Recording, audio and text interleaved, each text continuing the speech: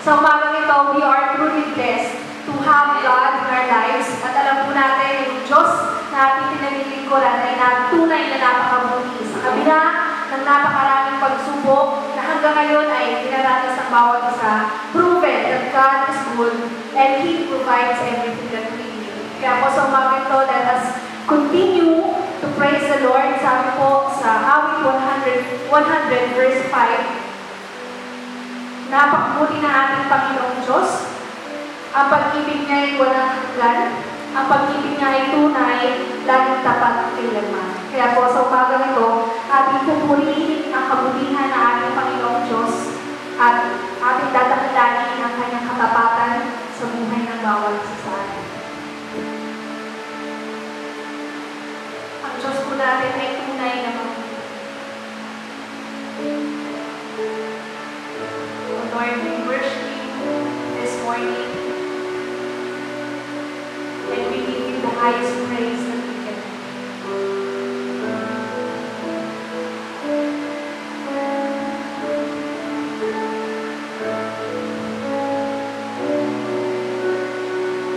Hindi ka nagbabago, Panginoon, ang iyong katapatan, laging sagana sa bawat ako.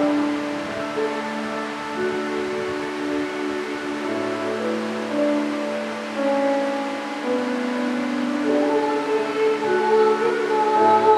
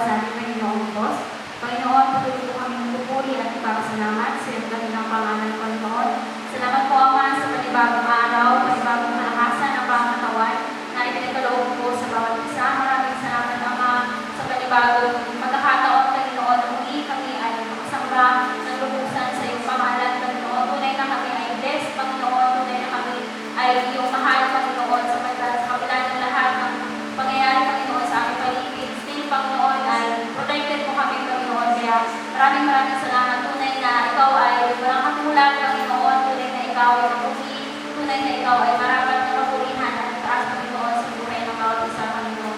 Panginoon, sa umagang ito, tanggapin mo, Panginoon, ang aming buong puso, bukal, lumang pupuri at isamba sa iyong dakilang pangalan, Panginoon. Matulong po kami samahan, Panginoon, sa aming gawain at natutuwa, Panginoon, na kami ay mapagtagumpay na, Panginoon, sa pagdating ko ang aming kasama. Salamat po, ang lahat ng kapulian at kadakulaan ay sa iyo lamang po, Ama, ang lahat din na nanayin ko sa kanyang pangalan ni Jesus. Amen. Praise God! Isang malakas na palakpak po para sa ating Panginoong Diyos. Amen! Napakabuti po na ating Panginoong Diyos at sa umagang ito, we are very fortunate kasi tayo po ay binigyan ng pagkakataon upang papurihan ang nag-iisang Diyos at sama-samang dumalangin at magpasalamat sa kabutihan ng ating Panginoong Diyos. Ang ating Diyos po ay walang katulad. Amen? Amen. Amen! Sige, sa umagang ito, ating pong ibigay ang lahat ng mataas na papuri sa nag-iisa at walang katulad na Panginoong Diyos. Amen! Hallelujah! Ang pupurihin po natin ngayon sa umagang ito ay Diyos na walang katulad, yung Diyos na hindi nag-iiwan. Amen! Praise God!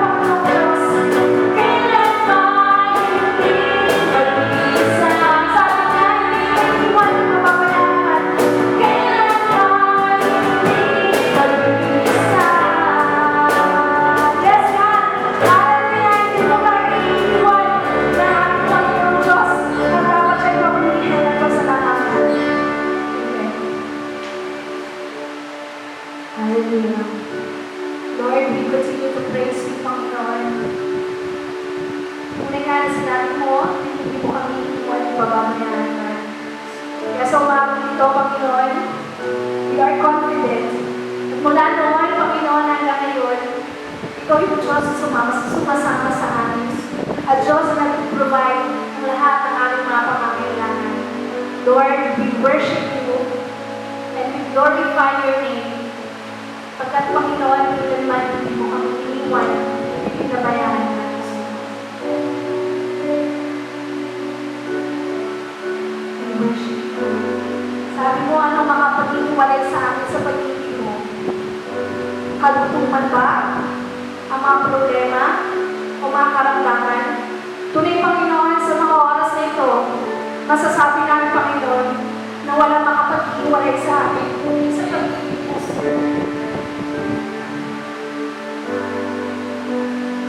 Naging limitado man ang aming paggalaw, pero alam namin, yung pagkilos mo sa buhay namin, kailangan hindi nag-limited. Yung power mo sa buhay namin, patuloy mong pinapadala sa amin, Panginoon. Kaya, Lord, sa umagang ito, alam namin, Panginoon, ikaw ang aming kasama. At sa mga darating pa sa aming buhay, na hindi namin alam namin ikaw pa rin ang aming kasama, pagkat ikaw ay nangahos sa amin. At sa bawat sandali, problema na aming kinakaharap, we are confident that in your grace and love, we are more than conquerors. Amen.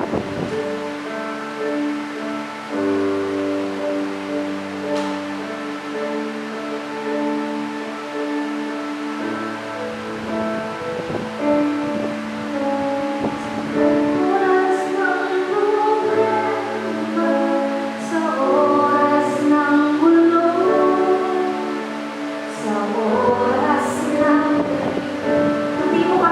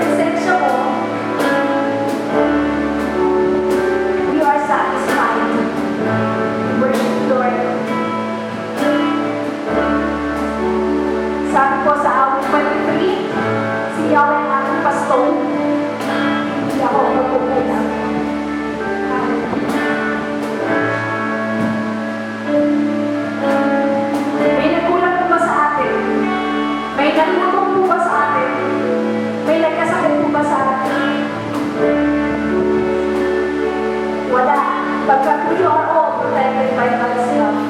Hallelujah. Patunay, ang salita ng ating Panginoon Diyos, hindi niya tayo iiwan at pababayaan.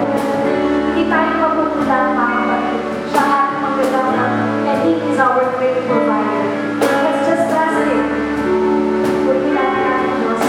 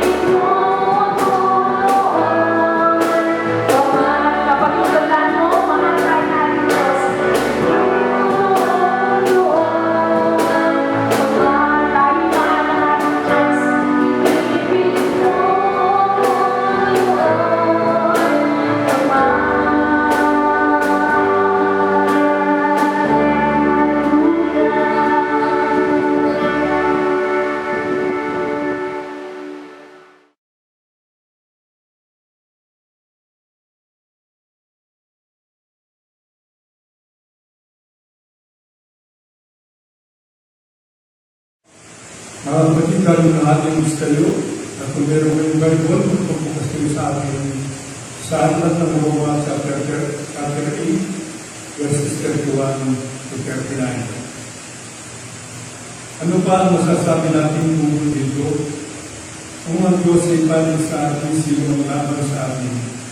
Hindi niya pinagkait ang sarili ng anak, kundi binigay niya para sa ating lahat. Kung naipagkaloob niya sa atin ang kanyang anak, hindi ba niya pagkakaloob sa atin ang lahat ng bagay kasama ng kanyang anak? Sino magkaharap ng sakdan laban sa mga hirap ng Diyos? Ganyan ang Diyos ang nagpapawalang sala sa kanila. Sino ang hahatol ng kaparusahan? Si Kristo Jesus ba nasa kanan ng Diyos? Siya pala ang namatay at binuhay ng binuhay at hindi namamagitan para sa atin. Sino makapaghiwalay sa atin sa pagmamahal ng Kristo? Ang paghihirap ba? Ang kapitalian? Ang pag-uusig? Ang gutom? Ang kahubaran? Ang panganib? O ang taba? Ayon sa nasusulat, alang-alang sa inyo nangangalit kami mamatay sa buong maghapon. Hindi lang kami ng mga tupang papatayin. Hindi. Ang lahat ng ito ay kaya natin pagtagumpayan sa pamamagitan niya na nagmamahal sa atin. Sapagkat nagtigat po ang kamatayan, ang buhay, ang mga anghel, ang mga pamunuan, ang mga bagay sa kasalukuyan, ang mga bagay na darating, ang mga kapangyarihan, ang kataasan, ang kalaliman o ang aliman nila ay hindi makapagliwalay sa atin sa pag-ibig ng Diyos, pag-ibig na pinadaman sa atin sa pamamagitan ng Kristo Jesus na ating Panginoon. Ito ang mabuting balita ng ating Panginoon. Mga kapatid, ano mong laban ng buhay? Ang kailangan at mahalaga ay nasa panig tayo ng Diyos. Amen po ba? Sapagkat sa buhay nito ang mahalaga ay mapagtagumpayan natin ang mga pagsubok na maaaring dumating sa ating buhay. At kung tayo nasa Panginoon sa Kristo, ang lahat ng mga pagsubok na dumating sa ating mga buhay ay kaya natin mapagtagumpayan. Sabi nga nyo dyan, chapter 15, verse 5, sabi ng ating Panginoon sa Kristo, ako ang puno ng ubas, kayo ang mga sanga, ang nananatili sa akin, at ako sa kanya ang isang namumuha ng sagana, sapagkat wala kayong magagawa kung kayo'y iwalay sa akin. Kaya nga, makikita natin yung palaala ng Panginoon. Sino yung magkakaroon ng maraming bunga? Yung nananatili sa kanya. At yun ay nangangulugan ng isang pagkatagumpay natin sa pamamagitan ng ating pakipag-isa sa Diyos. Kaya nga sabi sa ating teksto na ano pa ang masasabi natin tungkol dito? Kung ang Diyos ay panig sa atin, sinong laban sa atin? Kaya ang lahat ng mga problema ay may solusyon. Ang mahalaga nasa panig ka ng Diyos. Sapagkat kung wala ka sa panig ng Diyos, hindi ka magiging mapagtagumpay sa laban ng buhay. Maaaring ang may nagagawa ang tao. Subalit, tiyak na mga gawa niya ay hindi mabuting gawa kung hindi masama. Sapagkat ang mabuti na sinasabi sa Bible ay yung sinasabi roon sa chapter 7, verse 12 ng Roma. Ang utos ay banal, ang bawang utos ay banal, matuwid at mabuti. Kaya itong mabuti na sinasabi ay yung pagsunod sa aral ng Diyos. Ang tao ay makagagawa ng kahit anong ibig niyang maisipang gawin, subalit hindi ka nakatitigak na yung ginagawa ay mabuti sa harapan ng ating Panginoon. Kaya nga parang magkat mo na mabuti ang ginagawa mo, nangangailangan na ikaw ay nasa panig ng Diyos. Kaya nga, sabi sa atin, ano pang masasabi natin tungkol dito kung ang Diyos ay panig sa atin, sinong laban sa atin?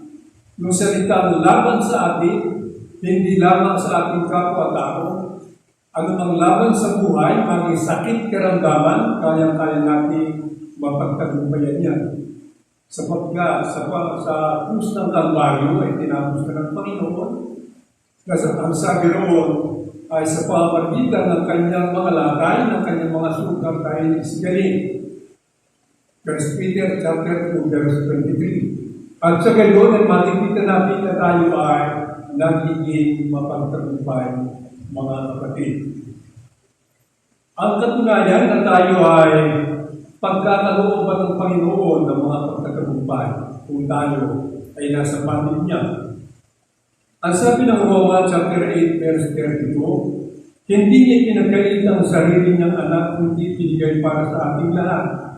Kung napagkaroon niya sa atin ang kanyang anak, hindi ba niya ipagkakaroon ang lahat ng bagay kasama ng kanyang anak? So, makikita natin kung yung mga bagay na ating pangangailangan, lalo na sa panahon ngayon, tayo ay stay at home. Lagi tayong nasa bahay lamang ngayon. Maraming problema, walang trabaho, hindi makapasok.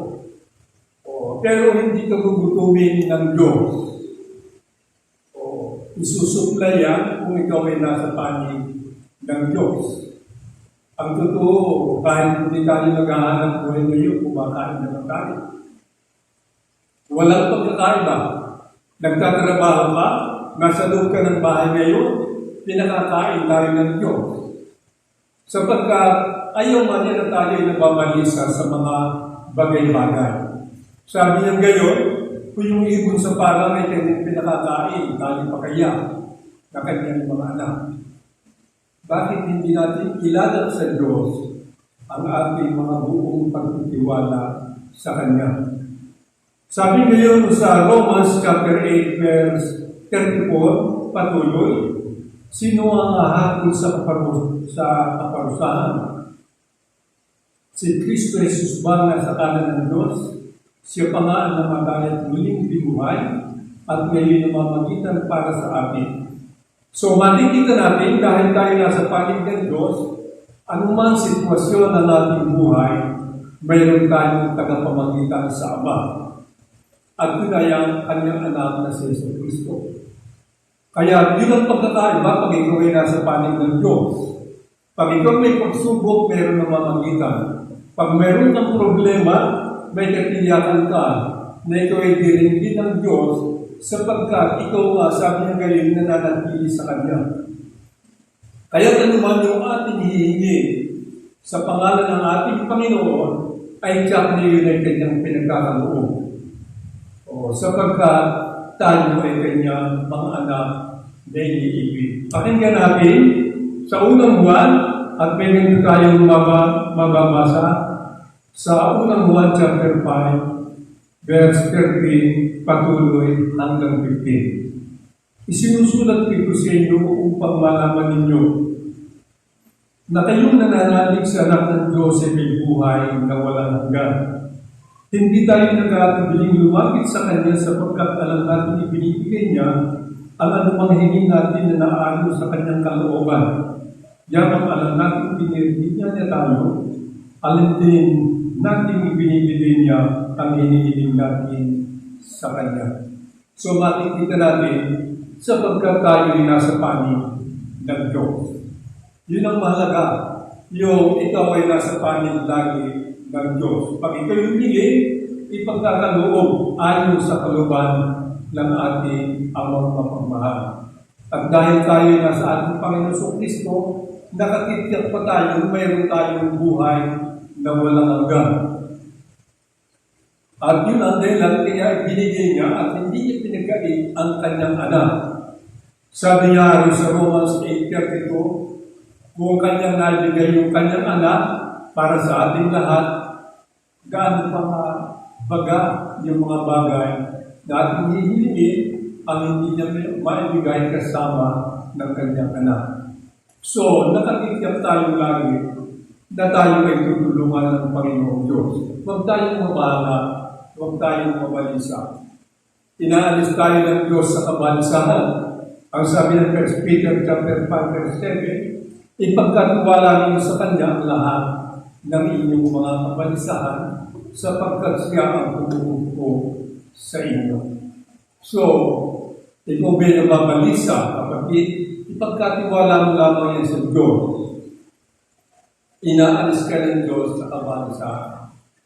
Ang ibig ng Panginoon, tayo lagi ay nasa mabuting kalagayan, kaya lahat naman ng dapat natin gagawin ay nakatitiyak tayo na diringgin ng Panginoon sapagkat tayo yung mga anak na minamahal niya. Yung iba, hindi nagtitiwala sa Diyos eh. Oo. Kaya hindi lang mabigyan ng supply ng gobyerno o nag-aalala na. Sabi nila sila magtutuman na. O, pero sa mga anak ng Diyos, hindi kayo ng ating pamantayan. O, ang sabi nga rin sa Hebrews chapter 4, verse 16, lumapit kayo sa trono ng mahabaging Diyos at likakapin niyo kanyang habag at kanina sa panahon kailangan natin ito. Tinuturuan tayo ng Diyos eh. Pag ito'y nababalisagan, nababagaban, lagi, nasa panig ka ng Diyos. Bakit ka mag-aalala? Mag-alala ka kung ikaw ay wala sa Diyos sapagkat kapanusahan ang inyong aabutin kapatid. Pero once na ikaw ay nasa Panginoon, pumalatag ka. Inaalis ka ng Diyos sa kabalisahan. O binibigyan na saganang pamumuhay ang sabi sa chapter 36, verse 16. O inaalis ka ng Diyos sa kabalisahan. Ikaw naman balisang-balisa. Ang dahilan kulang ka sa salita ng Diyos. Pag ang salita ng Diyos ay suma sa iyo, ay nakatibiyak ka. Sapagkat ang sabi ng Panginoon, doon sa John chapter 15, verse 7, kung ating babasahin, ay ganito ang kanyang sinabi, kung nananatili kayo sa akin at nananatili sa inyo ang mga salita ko, hingin ninyo ang inyong maibigan at pagkatanong ko sa inyo. Kaya mayroon kang pagtatagumpay. Hindi ka mag-aalala na kung ano ang iyong kakanin, kung ano ang iyong darating sa panahon ito. Kaya na tayo lagi ay tinuturuan ng ating Panginoong Diyos. Ano katiyakan na talagang mahal tayo ng Diyos? Kahit siya nagpaparusa, sabi ngayon, ang kanyang pagmamahal ay hindi nawawala sa akin. Sabi ng aklat ng Panaghuli, chapter 3, verse 32 hanggang 33, kahit siya nagpaparusa, hindi nawawala ang kanyang pag-ibig. Kaya nga, tamang-tama nang sabihin dito sa Roma, chapter 8, verse 35, sino ang makapaghiwalay sa atin sa pagmamahal ni Kristo? Mahal tayo ng Diyos. Mahal tayo ng kanyang anak. Ang paghihirap ba? Ang kapighatian? Ang pag-uusig? Ang gutom? Ang pahubaran? Ang pananib? O ang taba? Ayon sa nasusulat, alang-alang sa inyo nanganganin gawing mamatay. Sa buong maghapon, ibinibilang kami ng mga tupang papatayin. Sa 37, hindi, ang lahat ng ito'y kayang-kaya natin pagtagumpayan sa pamamagitan niya na nagmamahal sa atin. So makikita natin tanggal ang problema ng tao kung nananatili sa kanya ang salita ng Diyos. Sapagkat kahit ang gutom, paghihirap, kapighatiang pag-uusig, yan ay kayang-kaya natin pagtagumpayan sa pamamagitan ni Kristo na nagmamahal sa atin. Hindi tayo talunan. Higit na malakas ang Espiritong pinagkaloob sa atin. Pinalitan yung Espiritong makasanlibutan, pinalitan ng Holy Spirit, yun yung nasa atin ngayon, kaya tayo ay binibigyan ng liwanag ng isip. Ay sino lang ba naman yung lagi nag-aalala? Yun nagkukulang ang pagtitiwala. Pag ikaw ay lubusang pagtitiwala sa Diyos, hindi ka panghihinaan ng loob. Madalas na ang sinasabi ko sa inyo mga kapatid, na kapag kayo nasa Panginoon, ilaga mo lagi sa Kanya ang inyong kabalisahan. At ikaw ay bibigyan niya ng lakas ng loob upang mapagtagumpayan ngayon. Kaya nalang mga tao ay makikita natin na laging hindi sumusunod sa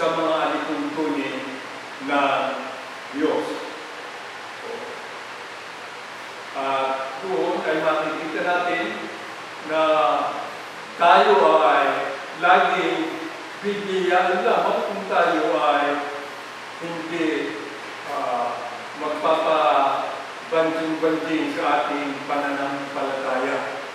So, mga kapatid, ang kailangan, tayo ay laging nasa presensya ng ating Panginoon.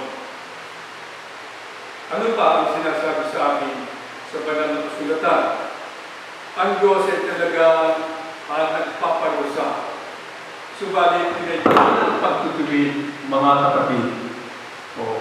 Ang doon ay ipinakikita lamang sa atin na tayo ay talagang mahal ng Panginoon. Ano pa ang sinasabi ng Panginoon sa kanyang mga pangako na dapat ay mapapanghawakan ng mga anak ng Diyos? Ang sabi sa Hebrews 13:5, huwag kayong magbukhang salapi, masya na kayo kung ano na sa inyo, sapagkat sinabi ng Diyos, hindi kita iiwan ni pagbabayaan man. So, sa kapanahonan ngayon, pag hindi nakatanggap ng sama ng loob, magsasama ang loob. Sabi ng banal na kasulatan, huwag kayong magmukhang salapi. Masiyang kayo kung ano ang nasa inyo. Sapagkat ang pangako ng Panginoong Diyos, hindi kita iiwan ni pababayaan man.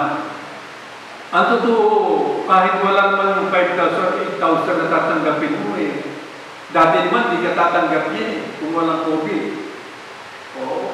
Di ka naman naghihintay nun Hindi ka naman nagre-reklamo. Dati wala ka yan. Bakit pa hindi ka nabigyan, magre-reklamo ka? Alam mo naman, mas marami yung higit na nangangailangan. Lahat tayo nangangailangan. Subalit, ang titingnan natin na yung pagmamahal ng Diyos. Kung hindi tayo nabigyan, humingi tayo. Sabi na aklat ng Mateo chapter 7, verse 7, humingi ka at ito'y bibigyan. Ang ipahingi, humingi ka sa Diyos. At bibigyan ka. Kung hindi ka nabigyan ng gobyerno, ang mahalaga, sumusunod ka lamang sa patakaran nila. Ganyan talaga Subalit, hindi mo naman dapat damdamin yun para hindi ka mamatay ka agad. Pag dinamdam mo, na-high blood ka, o na-atake, mamamatay ka. Pero natin kadaramdamin yan kung hindi tayo tumatanggap. Kung ano dumating, pasalamatan natin, sapagkat alam naman ng Panginoon Diyos, kung ito'y tunay na nagtitiwala sa Kanya, na ikaw ay Kanyang bibigyan ng pabor sa ibang kaparaanan. Ang Diyos kasi iba't ibang paraan, hindi lamang isa, kapatid. Maraming may ibang tao na gagamitin para sa iyong mga pangangailangan. At doon ay makikita natin na tayo ay magtatagumpay. Kaya nga sabi ni Apostol Pablo, sa Hebrews chapter 13, verse 6, walang pangagam-agam na masasabi natin, ang Panginoon ang tumutulong sa akin, hindi ako matatakot, ano ang magagawa sa akin ng tao. So nakita ba natin, kapatid, ang pamantayan ni Apostol Pablo sa kanyang panindigan, sa kanyang pananampalataya? Sabi niya, walang pag-agam-agam na masasabi natin, ang Panginoon ang tumutulong sa akin. Hindi ako matatakot ano ang magagawa sa akin ng tao. Ibig sabihin, ay nasa Panginoon ang kanyang buong pagtitiwala at hindi umaasa sa mga magagawa ng tao. So, ginagamit ang tao bilang gagawin ng mga pagpapala ng Panginoong Diyos. Subalit hindi sa lahat ng pagkakataon ay yung pagpapala ni Pedro ay magiging pagpapala ni Juan. Hindi gayon. Iba yung pagpapala ng iba, iba rin yung pagpapala para sa iyo. Kaya hindi pare-pareho. Kung hindi ka napagpala ngayon at yung kapwa mo napagpala sa kasalukuyan, maaaring sa mga susunod na mga araw, ikaw naman ang pagpapalain, sila naman yung hindi tatanggap. Ganyan lamang yan. Binabalanse ng Panginoon. Sabi nga ng salita ng Diyos, yun nagbigay ng kakaunti ay hindi nagkulang, at yung nagbigay naman ng marami ay hindi lumapis. Ibig sabihin, nasa kontrol ng Panginoon ang lahat ng mga bagay. Ang Diyos ay napakabuti. Ano pa yung pangako patungkol sa salita ng Diyos? Ang sabi ng Nahum, chapter 1, verse 7, napakabuti ni Yahweh, siya'y kanlungan sa panahon ng kagipitan. Tinatangkilik niya ang napaampun sa Kanya. Kaya kailangan paampun ka sa Diyos. Huwag kang paampun sa tao. Sa Diyos tayo magpaampun. Ibig sabihin, sa Diyos tayo magpatangkilik. Sapagkat kung ito'y nasa panig ng Panginoon, ang protekta ng Diyos ay laging sa atin. Hindi niya tayo iiwan ni pababayaan man. Kaya napakabuti ang mag-aaral ng salita ng Diyos. Kaya nga sabi ni Apostol Pablo, kung ang Diyos ay nasa panig natin, sinong laban sa atin? Kahit sa anong laban ng buhay, kapag hawak ka ng Diyos, hawak ka ng anak, hindi ka maaagaw ng mga suliranin sa buhay. At yan ay pinatunayan na sa bagong pagkakataon na ang mga alagad kumisa rin nag-ibig, subalit sila ay laging nagiging mapagtagumpay sapagkat umaasa sila sa mga pangako ng Panginoon. At kapag sila ay nagtatagumpay, hindi na sinasabi nila ng galing sa kanilang lakas, kundi ang sinasabi nila, sabi ni Apostol Pablo sa Philippians 4:13, nagagawa ko ang mga bagay nito dahil sa lakas na kaloob sa akin ni Kristo. At nasasabi pa niya na sapat ang tulong na binibigay sa kanya ng Panginoon. Kung nasabi yan ng mga naunang naglingkod sa Diyos, tayo rin masasabi natin sa kasalukuyan ng mga bagay nito na ang Panginoon ang tumutulong sa atin. Pag tayo umasa kung kami ng Panginoon, basta tayo magsikap at pagkatapos noon maglingkod sa Diyos, huwag nating pabayaan. Kahit nasa ganitong sitwasyon tayo ng ating pagsasal Diyos sa kasalukuyan, ang mahalaga ay tayo nakikita ng Panginoon ng ating mga puso na malapit sa Kanya at hindi sa bibig lamang malapit. Nasumpungan kasi ng Panginoon, may mga tao na nagsasabing Panginoon, Panginoon, pero sabi ng Panginoon, mahal ako ng mga tao ito sa kanilang mga labing lamang. Subalit ang puso nila'y malayo sa akin. Kaya nga kailangan tayo ay maging masunurin sa mga utos ng Diyos. Upang sa gayon, tayo ay maging mapagtagumpay sa laban ng buhay nito.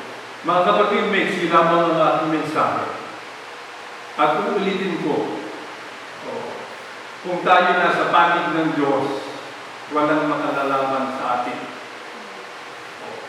Ano man sa sitwasyon ng ating buhay, kailangan masumpungan ito yung lingkod, laging kapal, laging nananalangin, at sa gayon, umasa tayo na tayo ay laging bibiyayaan ng Panginoon sapagkat siya isang amang mapamahal at mapagkandil noon, ngayon, at sa darating pa na mga araw sa ating mga buhay.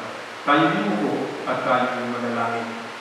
Amang makapangyarihan sa lahat, salamat po na sa mga sandaling ito nandirito ang iyong mga anak na katatipon upang kayo'y pasalamatan, papurihan sa lahat ng iyong mga katakilaan sa mga ginagawa ninyo sa aming mga buhay. Tunay nga kung wala na sa amin, wala kami magagawa. Salamat po sa inyong katapatan na hindi nagbabago. Noong tanggapin ka namin bilang Panginoon tagapagligtas, narito po kami, Panginoon, at laging nananatili sa iyo. Pinangahawakan namin ang iyong mga salita, ano bang mga pagsubok, mga problema sa buhay. Kaya namin po pagtagumpayan sa pamamagitan ng itong anak ng Jesus na aming Panginoon. Salamat po, Ama, sa mga ganito kalagayan namin. na bagamat kami sa tingin ng iba ay maaaring mahirap ang kalalagayan, subalit ang puso namin nagagalak sapagkat napapagtagumpayan namin ang ganitong mga suliranin sa aming mga buhay. Salamat po sapagkat kayo po ang nagpapala sa bawat isa sa amin. Tulungan po ninyo ang aming bansa makaraos sa ganitong sitwasyon ng buhay, Panginoon, mula sa aming Pangulo hanggang sa pinakamababang pangunuan ng aming bansa. Tulungan niyo sila magampanan nila ng mayroong katarungang kaayusan upang sa gayon kami makapamuhay ng mayroong katarungan at kagalakan habang kami ay nakikisalamuha sa sanlibutan ito, Panginoon. Tulungan mo po ang iyong iglesia na naglalakbay dito sa mundo, Panginoon. Salamat po ng marami. I-bless mo po ang buong mundo, Panginoon. Mawala na ang anong sakit karamdaman na dinaranas sa bansa, Panginoon, sa lahat ng bansa. Tulungan mo po kami, Panginoon, matutong magpakumbaba sapagkat alam namin na kayo ang dakilang manggagamot. Kayo po ang siyang bibigay ng lahat ng kagamitan. Walang magagawa ang tao kung hindi niyo paninigilan. Salamat, Ama, sa iyong kabutihan. Itinataas po namin ang lahat ng mga bagay sa iyong banal na harapan. Tulungan mo po kami at biyayaan kasipagan, Panginoon, ng pagpupuri sa iyo. Tulungan mo po ang mga walang matirahan sa mga sandaling ito. Sila po ay nilikha, ahabangan po sila. Ang mga walang matirahan, ang mga frontliners, Panginoon, na nagsisilbi upang iligtas ang kanilang kapwa. Tulungan po sila, bigyan ng kalakasan ng kalooban, napagpagpanan nila ang kanilang mga pinagulong. Salamat po, Diyos, sa iyong kadahilan. Salamat po ng marami. Tulungan mo po kami, Panginoon. At sa gayon makita niyo na kami nagtutumibay sa iyong mga pangako.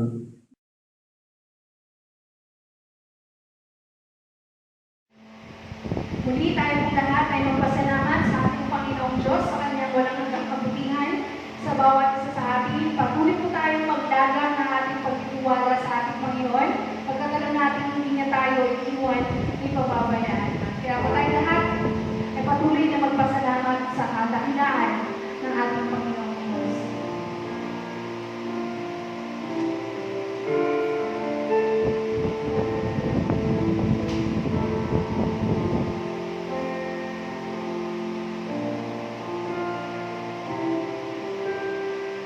Pinasasalamatan namin ang iyong pag-iingat sa buhay ng bawat isa at sa bawat paggabay mo sa bawat araw.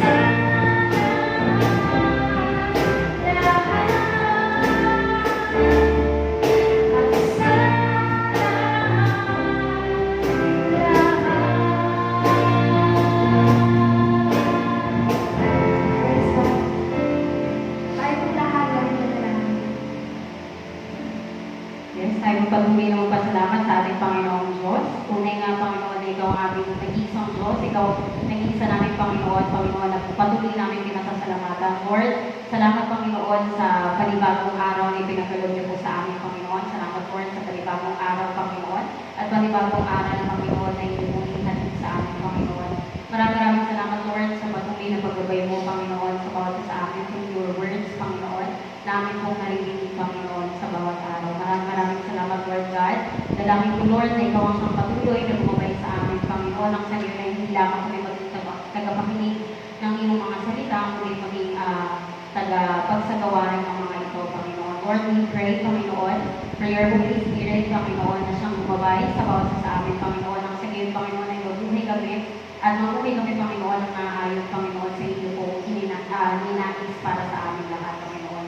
Maraming salamat, Lord God, sa patuloy na pag-iingat at pagbabay sa bawat sa amin, Lord, sa kabila ng mga sakuna, Panginoon, karamdaman, Panginoon, ng mga kaguluhan, Panginoon. Salamat, Lord, pinatalan namin na ikaw ang Diyos, Panginoon, na tapat sa iyong mga pangako. Salamat, Lord, sa iyong kabutihan at kabaitan, Panginoon. Salamat, Lord, sa iyong katapatan, Panginoon, sa amin, Panginoon. Salamat, Lord, sa patuloy na pag-fulfill, Panginoon, sa iyong mga promises sa amin, Panginoon. Maraming salamat, Lord God, sa iyong pag-asa, Panginoon, na lagi namin daladala, Panginoon. Dalangin ko, Lord, sa mga susunod pang araw, Panginoon, na ikaw ang patuloy na magligtas sa amin, Panginoon, saan man kung darating sa amin. And we pray, Panginoon, na sa katuparan nga namin, Lord God, kung ano man po yung purpose mo sa amin. Salamat, Lord, sa pag-ikap sa amin. And may we be able, Panginoon, na mabuhay, Panginoon, ayon po sa iyong disenyo sa bawat sa amin. Patuloy kami nagpapasakot sa iyong presensya, patuloy kami nagpapasakot sa iyong kapangyarihan, Panginoon. Naway mabuhay ka sa amin, Panginoon. Naway makita ka, Panginoon, at magliwanag ka, Panginoon, sa amin lahat. Maraming salamat, Lord God. Binabalik namin lahat ng mataas na paputi at pasasalamat sa dakilang pangalan ng mga lahat po, Panginoon. Lahat ng ito'y dinadalangin namin sa dakilang pangalan ng Kristo Jesus, sa aming tagapagligtas. Amen. Ang pagpapalang ng Panginoon Kristo, ang pag-ibig ng Diyos at ang pag-isa ng Espiritu Santo ay sumabi lahat, pumayo tayong mapayapa. God bless, mga kapatid.